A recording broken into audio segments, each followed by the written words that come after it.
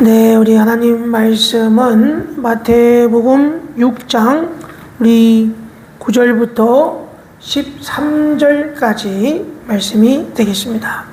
제가 봉독합니다. 그러므로 너희는 이렇게 기도하라.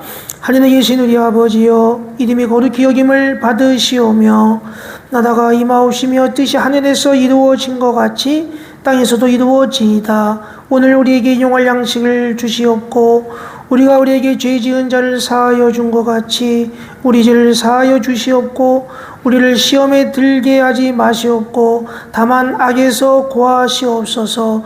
나라와 권세와 영광이 아버지께 영원히 있사옵나이다. 아멘.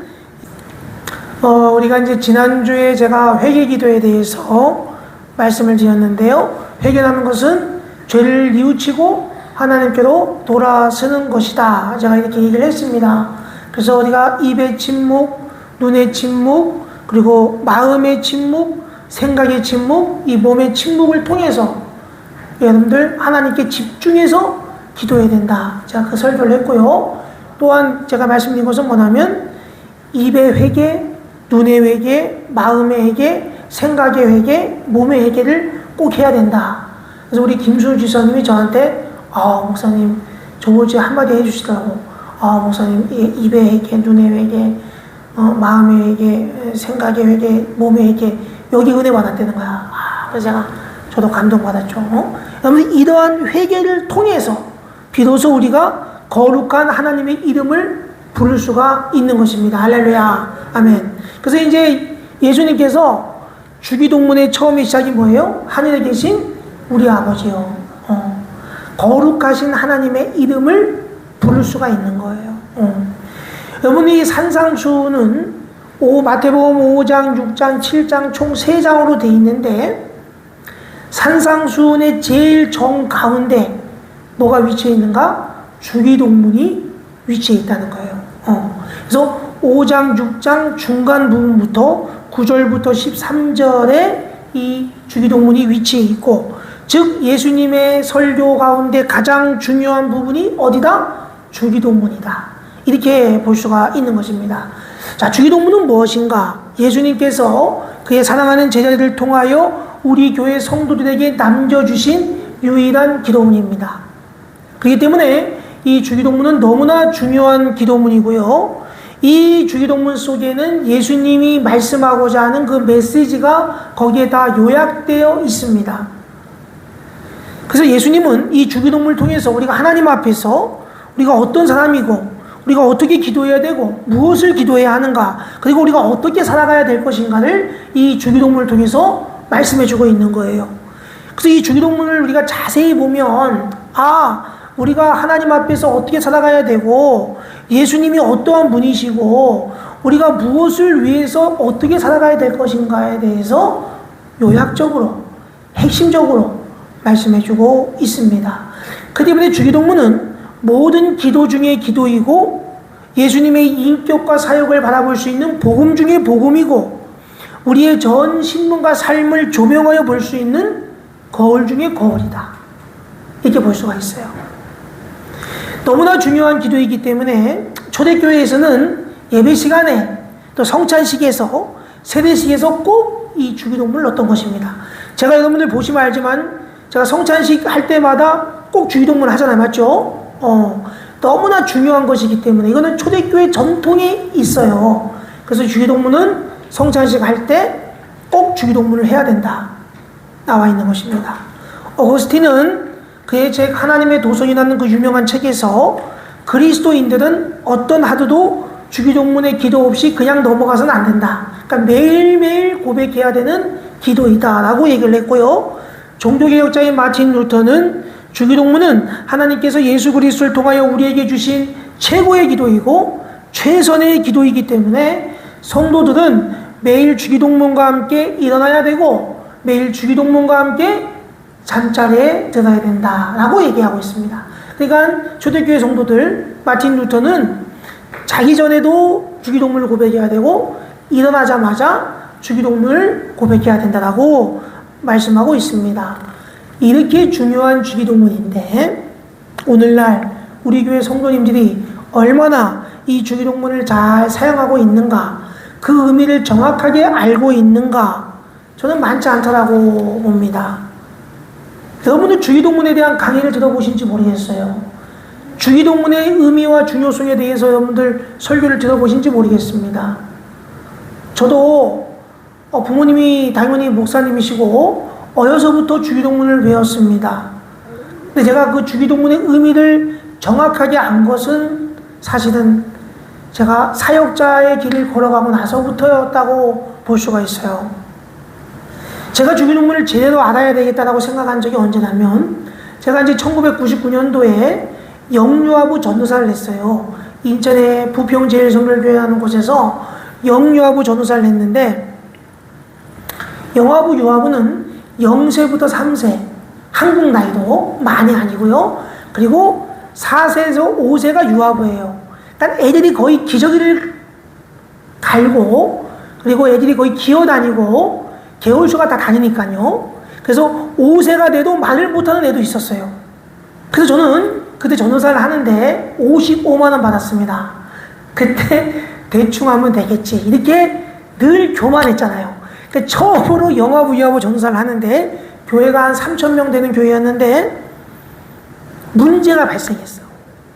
제가 전도사니까 예배가 끝나고 나면 항상 축도는 목사님만 하고 전도사는 주기도문으로 예배를 끝나잖아요. 제가 주기도문으로 예배를 끝내는데 그날따라 예배가 엉망이야. 막 우는 아이, 떠드는 아이, 막 기저귀를 가는 아이, 똥 치우는 아이, 막 정신 하나도 없어. 그때 제가 24살 총각이었거든요. 뭘 알겠어요. 아줌마, 우리 교사들, 참 빵빵했지. 그때 30명 되는 교사들 데려다 놓고 잘하는 설교를 딱 하는데, 그날따라 막 애기가 막 상태가 안 좋아. 정신이 하나도 없는 거야. 그래가지고, 야, 예배를 빨리 마쳐야 되겠다. 우리 다 같이, 어린이 여러분, 우리 주기도문의 예배를 마치겠습니다. 이렇게 하고는 전능하사 천지를 만드신 하나님 아버지를 내가 믿사오며 이렇게 한 거야. 제가 갑자기 이상한 거야. 전능하사 천지를 만드신 하다 보니까 갑자기 분위기가 조용해. 애기들은 막 울고 있는데 선생님들이 막 어떤 사람 막 웃고 있고 막 그래. 이상하다. 왜 이러지? 내가 지금 뭔 얘기를 하고 있지? 그러다가 갑자기 정신을 차린 거야. 이건 사도신경이지? 그래가지고 얼른 정신을 차리고, 하늘에 계신 우리 아버지요, 이렇게 했어요. 그때 제가 느낀 게 뭐냐, 내가 느낀 게 식은땀이 쫙 흐르는 거예요. 선생님이 분명히 내가 목사님 아들인 걸 알거든요. 근데 나는 주기도문을 실수하니까 너무 창피한 거야.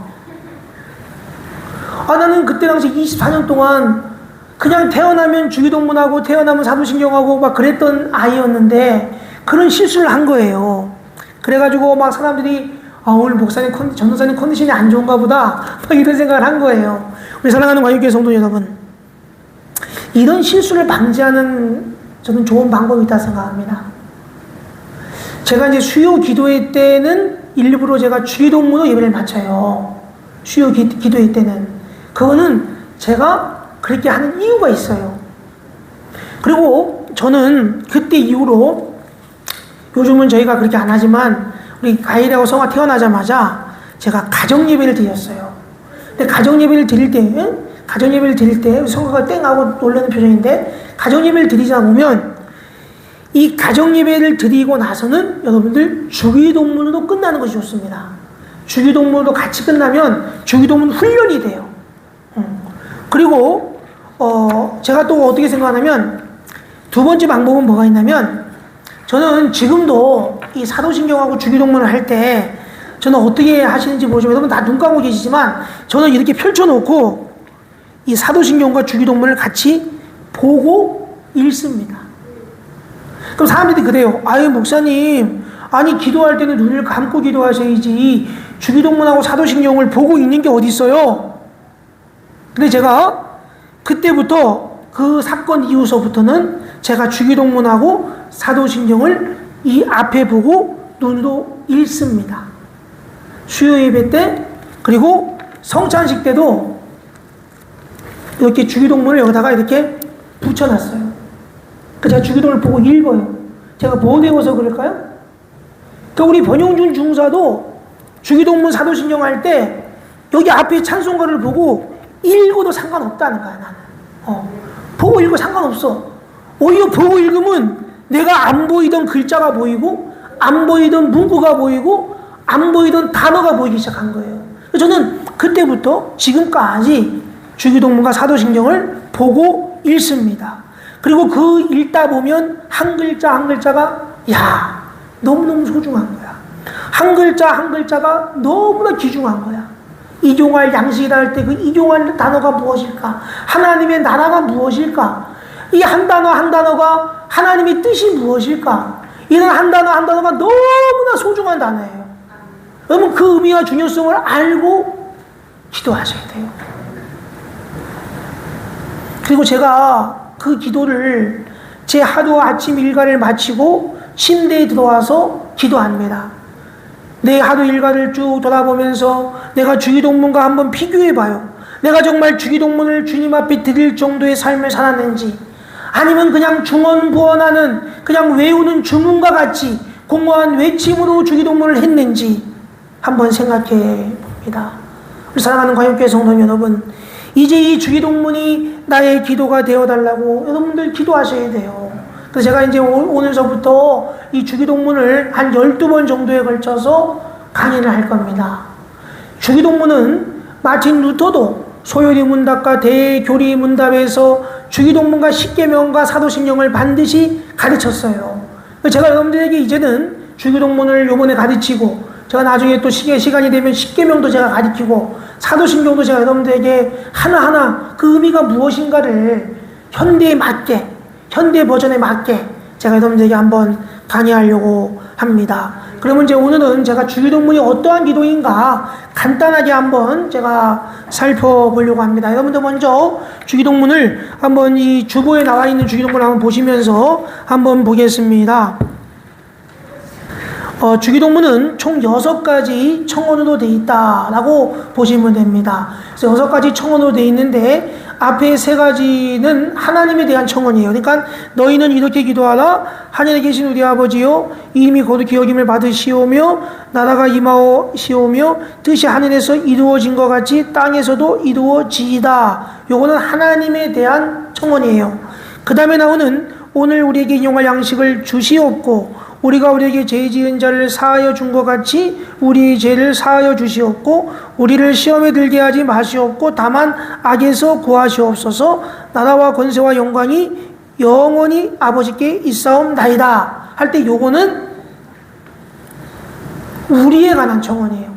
사람들이 생각할 때 이 주기도문의 주어가 나라고 생각하는데 사도신경은 나는, 내가 주어예요. 사도신경은 나는 믿습니다 이렇게 고백되어 있잖아요. 여기 보면 나는 전능하신 아버지 하나님 천지의 창조주를 믿습니다. 그래서 I believe. 사도신경은 주어가 나예요. 근데 주기도문은 우리예요. 우리. Our Father.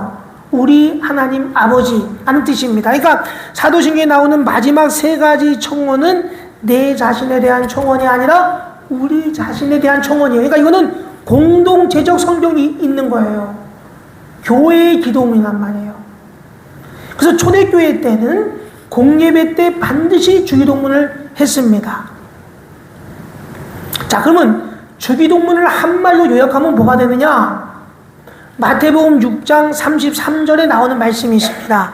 마태복음 6장 33절 한번 다 같이 한번 읽어볼까요? 마태복음 6장 33절입니다. 시작. 그런즉 너희는 먼저 그의 나라와 그의 의를 구하라. 그리하면 이 모든 것을 너희에게 더하시니라. 아멘. 여기 보세요. 주기도문 앞부분 3가지는 결국 뭐예요? 하나님의 나라와 하나님의 의를 구하는 청원이에요.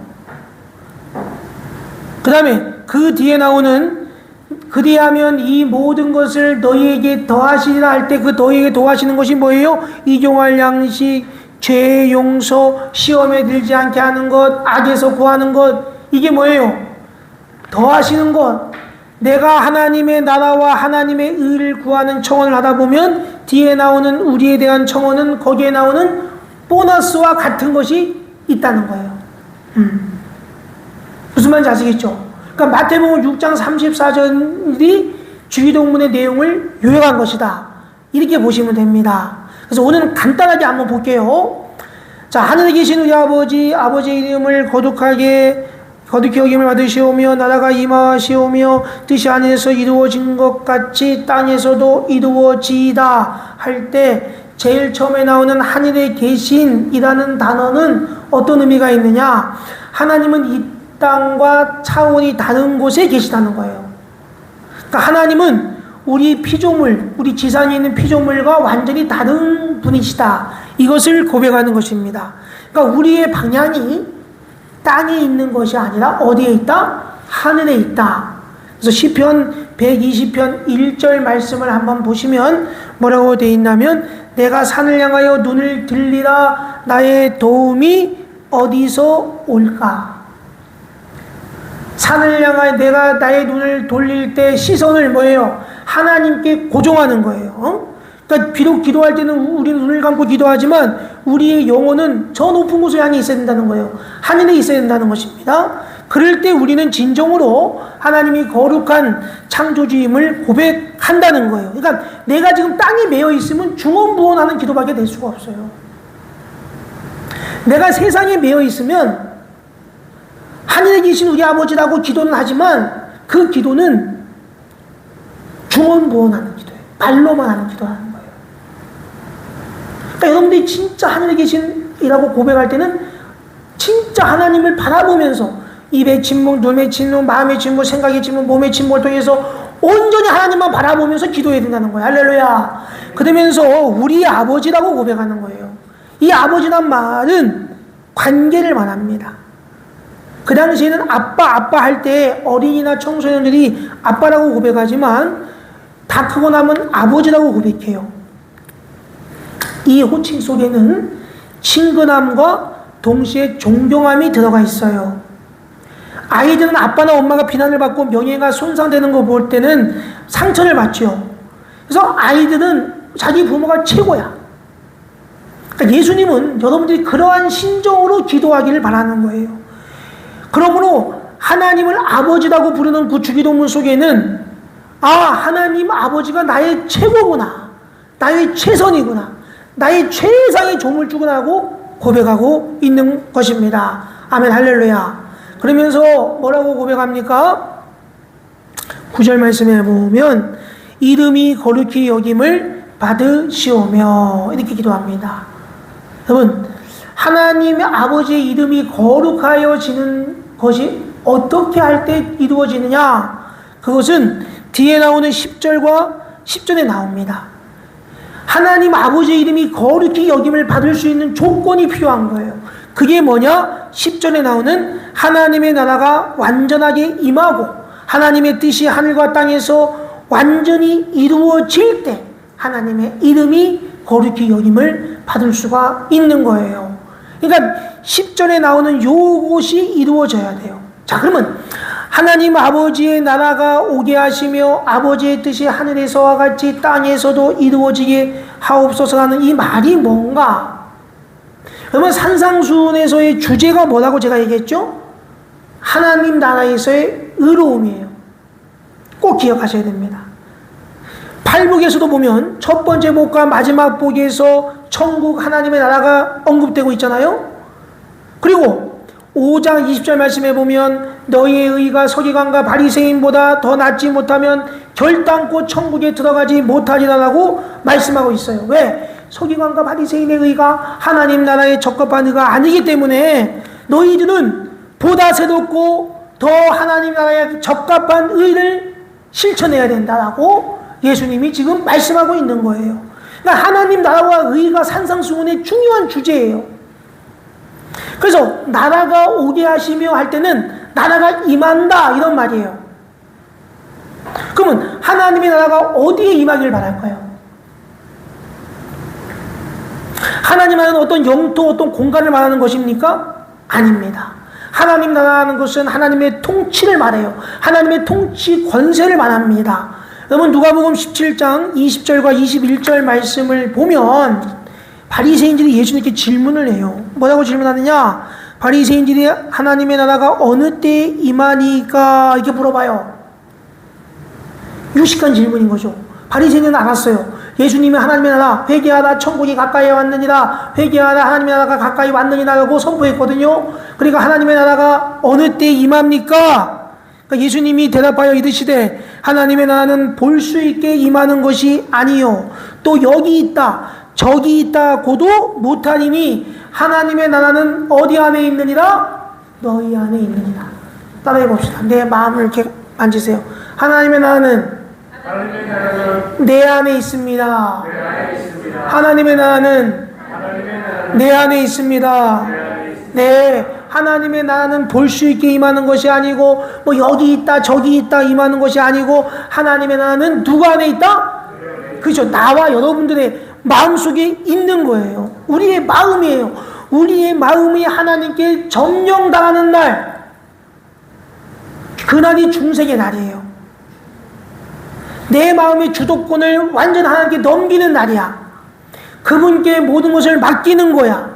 그럴 때에 내 마음에 하나님의 나라가 온전히 임하는 것이고 그럴 때에 하나님의 뜻을 구할 수가 있는 거예요.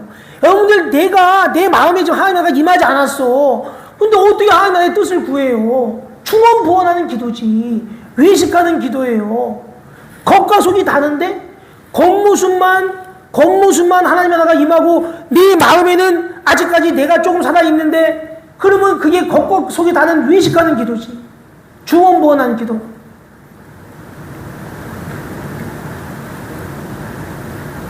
그럼 오늘 하나님의 뜻은 무엇인가? 오늘 여기까지만 하도록 하겠습니다. 하나님의 뜻은 제가 로마서를 통해서 얘기했지만 하나님의 뜻은 수직적인 차원이 있고 수평적인 차원이 있어요. 십자가의 모양을 생각하면 돼. 그래서 하나님과 나와의 관계, 이웃과의 관계, 수직적인 차원과 수평적인 차원이 있다. 이렇게 보시면 돼요.